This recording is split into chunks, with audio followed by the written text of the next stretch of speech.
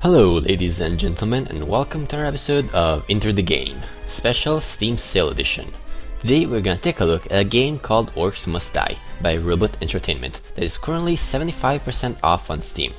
From the time of recording there are 20 hours left on the sale, and there should be a few hours left when the video goes up.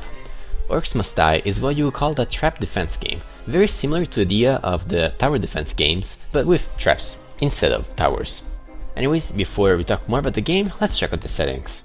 For video settings, we have a few options, but we're missing some of the essentials, like window mode.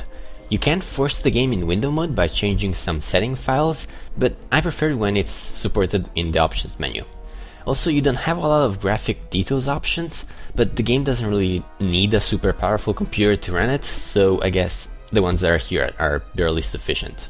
And it's unfortunate that it doesn't have rebindable controls, because I think that every PC game should have them.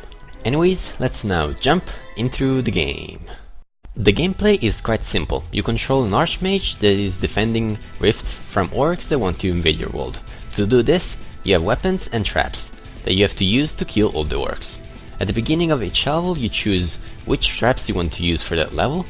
You can only bring a set amount of traps with you on every level, and the number of those traps depends on how far in the campaign you got. I actually already finished the game, so I have access to all the traps. Traps can also be upgraded with skulls that you gain at the end of each level. The number of skulls you gain depends on how well you complete the level. To buy traps, you will need money, and you get money from killing orcs. Another thing you can use money for is getting buffs from the weavers. The game also has leaderboards that will track your score. This game can also be played as a score attack game, but it's much harder to do so, and not everyone will enjoy that.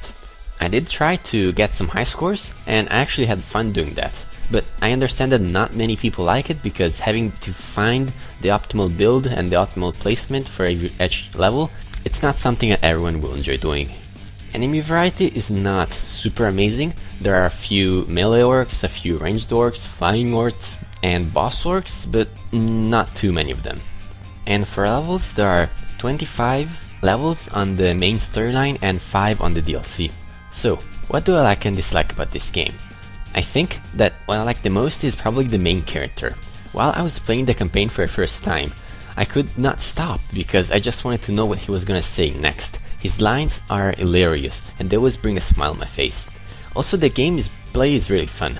Messing around with traps, finding different ways to beat the level and getting 5 skulls is something that I had a lot of fun doing it. And I like killing orcs, and I agree with the idea that all orcs must die. For what I don't like, there's probably only one thing. This game is missing co-op. It's something that this game probably really needs, but I'm guessing that Robot Entertainment didn't have the funds to make it in the first game. But Orcs Must Die 2 will have co-op multiplayer, so that game will be a must-buy on launch for me. As a final thought, I have to say that if you like having fun, this game is probably for you. It's really cheaper now, and it's a blast, believe me.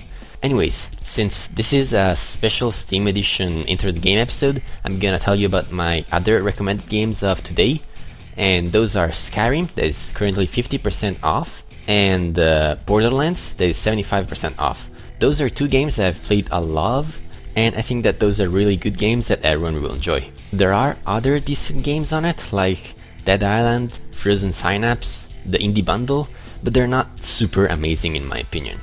Anyways, thanks for watching this special episode of Into the Game. I will try to make a few more throughout the week, but it will be kinda hard because I have a lot of stuff to do this week.